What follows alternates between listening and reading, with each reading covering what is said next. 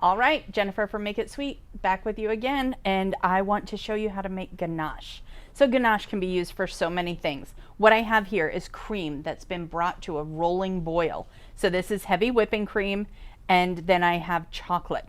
The ratio that we're using is 2 parts chocolate to 1 part cream. I'm going to pour the cream over top, and then I'm just going to shake it to make sure all the chocolate is submerged in there, and I'm going to walk away. All right, so step back for a couple of minutes, because what we need to do, we need to give the cream, the heat in the cream, time to melt the chocolate.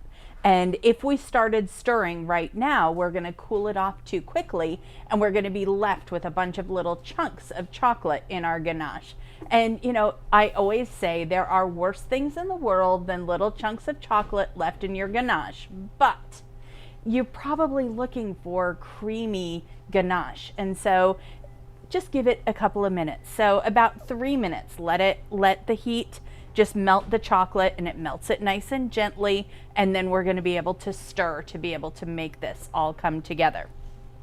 So the chocolate that we're using, this chocolate is made by Callebaut. It's a Belgian chocolate. It's a 54% chocolate.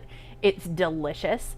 When you see numbers with chocolate like that, that tells you that it's a couverture chocolate, that it's a fancy chocolate. And that just means the percentage of cocoa solids that are in there. And so then with 54%, that means that there's 46% other stuff.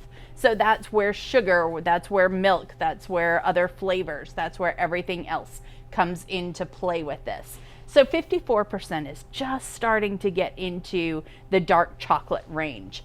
And but it's a Belgian chocolate. Belgian chocolates are kind of notorious for being a little bit more rich, a little bit more full-bodied, and so it's just a really, really nice flavor with this. So even people that don't like, you know, dark chocolates really, really love this one. And so this one's Callebaut. It's delicious. You can make ganache with anything from a milk chocolate to a dark chocolate with this ratio, where it's 2 parts chocolate to 1 part cream, and that's the 2-to-1 ratio that we're doing. And this is by weight, not by volume. So because you know, when you're doing a volume of like the chocolate chips, it's never the same. A cup is not the same as the weight amount. So do it by weight. So this was 8 ounces of chocolate to 4 ounces of cream is what we had here. So then the things that you're going to need. I always like to do this in a bowl that you could, if you needed to, put into the microwave. So do it in a glass bowl or a plastic bowl, something that could go into the microwave, because that way if you are left with little chunks of chocolate in there, you can go ahead and get rid of them, and you can microwave them out. And then you're going to need a spatula. I always like to use a silicone spatula like this because number one, it's nice and sturdy, and then the other thing is that it just mixes it so easily. You could also use a wooden spoon. That would work as well. All right, I think it's been about 3 minutes. I think I've talked enough. And so now what I'm going to do when I'm mixing this, I'm not going to go in and out like this and mix, because what that's going to do, that's going to make it where it cools off really, really fast. What I want to do is I'm going to put my spatula on the bottom of the bowl, and I'm just going to stir just like this, touching the bottom of the bowl. So small circles to start with until I start seeing the chocolate and that glossiness showing up, and then I can start doing larger and larger circles. All right, here we go. So my comment always is, right now it looks like chocolate milk gone wrong. So it doesn't look very pretty, but it's getting there, and you can start seeing the glossiness of the chocolate. And now that I'm seeing that glossiness of the chocolate all the way to the sides, then I want to stop and I want to scrape down the sides and then come back to the center. And so stop and scrape down the sides and come back to the center.